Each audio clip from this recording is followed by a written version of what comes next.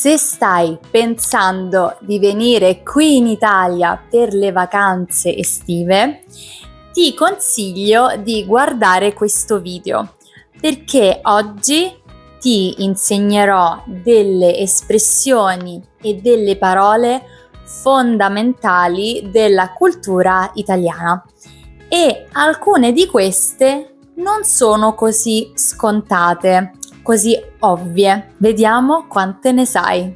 Spruzzi mai l'autan? Tu ce l'hai l'autan? Ho cominciato con una un po' difficile. L'autan è il nome di un marchio. Lo usiamo per parlare di un prodotto specifico. In questo caso l'autan è uno spray e qui ho uno spray simile. Questo è uno spray. Non era necessaria questa cosa. Questo è uno spray antipuntura. E vedete qui dall'immagine la puntura, ad esempio, delle zanzare. Questa è la zanzara e purtroppo con il clima che c'è almeno a Roma la sera è pieno di zanzare. Quindi io ho sempre con me un prodotto, uno spray anti-zanzare e il più famoso è l'autan e spesso nel linguaggio di tutti i giorni si dice proprio: ah cavolo, oggi mi sono scordato l'autan. Per caso hai l'autan con te? Una parola collegata sempre alle zanzare è la parola citronella. Queste sono delle candele, delle candeline, sono piccoline, alla citronella, che è uno degli ingredienti principali per mandare via, per scacciare le zanzare. La citronella. Se non vi piace il profumo di limone e agrume, forse non vi fa impazzire, però capita di trovare nei terrazzi e nei balconi degli italiani proprio queste candele o delle spirali proprio all'odore di citronella, perché scacciano via le zanzare. Sempre rimanendo in tema limoni, voglio mostrarti questo. Questo è un liquore alcolico famosissimo, non solo in Italia, ed è il limoncello. E adesso ci sono anche delle varianti, se vi piacciono ad esempio altri gusti. Il limoncello è quello classico, quello standard, quindi se andate in un ristorante o in un pub sicuramente avranno un limoncello e se riuscite ad assaggiare un limoncello artigianale fatto in casa è veramente delizioso. Ultimamente ho visto spesso anche il meloncello, quindi al melone, però l'originale è il limoncello. Una quarta parola che voglio insegnarti oggi è essere astemio o astemia, visto che sempre più persone cercano di non bere alcol. Potete chiedere al ristorante o in un pub una birra analcolica, quindi una birra che non abbia alcol. Un drink analcolico, quello che in inglese chiameremmo un mocktail, in italiano noi diciamo un analcolico, un drink analcolico. E da poco sto iniziando a vederli da non troppo, è un po' più recente e ne ho comprato uno per questo video. C'è anche il vino che però di solito viene chiamato dealcolato. Ecco qua, 0 alcol e spesso si chiama vino dealcolato.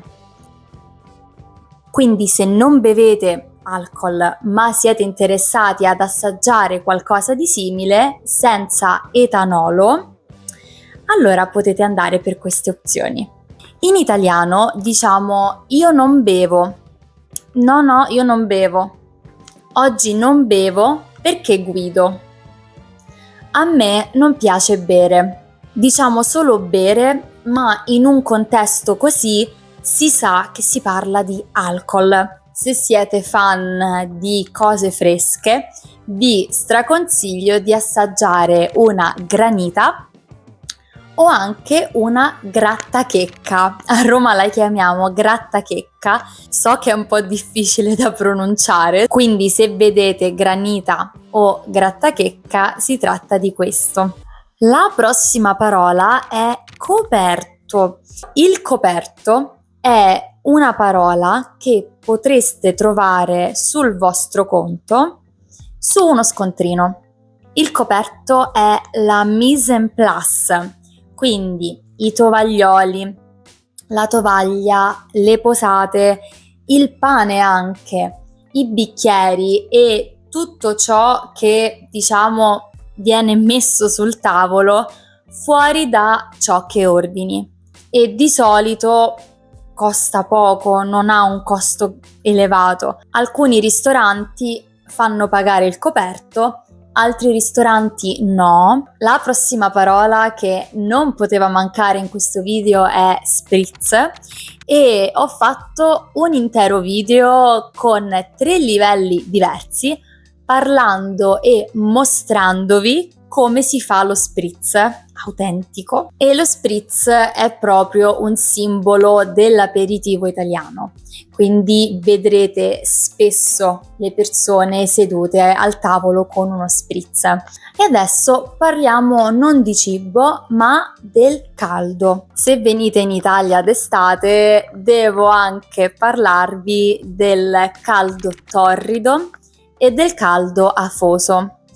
Si tratta di un caldo estremo, quindi fa molto caldo, però il caldo torrido è un caldo secco, quindi non c'è tanta umidità nell'aria, mentre il caldo afoso è un caldo che ha anche molta umidità. C'è vapore acqueo nell'aria. Cambia anche come percepiamo la temperatura. Infatti, quando guardiamo il meteo, abbiamo la temperatura e poi la temperatura percepita, perché a volte la temperatura è 36, ma i gradi percepiti sono 39. 40. Vi consiglio di portare con voi sempre una crema solare o anche una protezione solare, poi ovviamente degli occhiali da sole, e spesso vedo molte persone con un ombrello e non è per niente una cattiva idea, perché il sole è molto forte, molto intenso, soprattutto nelle ore pomeridiane, quindi le ore del pomeriggio. E ovviamente vi consiglio di mangiare e assaggiare la frutta e la verdura di stagione, dei prodotti tipici estivi, quindi qualcosa che è di stagione, cresce naturalmente d'estate, ad esempio le ciliegie, ad esempio il cocomero. Troverete tantissima frutta estiva, come anche le fragole, le pesche. Gli italiani amano mangiare la frutta, e una ciotola con frutta mista, frutta diversa, si chiama macedonia, una macedonia di frutta. Vi consiglio anche di assaggiare, se vi capita, il caffè espresso con la panna montata.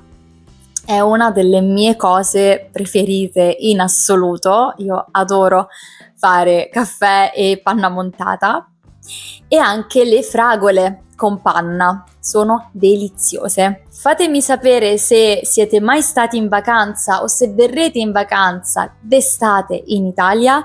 Sono curiosissima di leggere le vostre esperienze nei commenti e noi ci vediamo al prossimo video.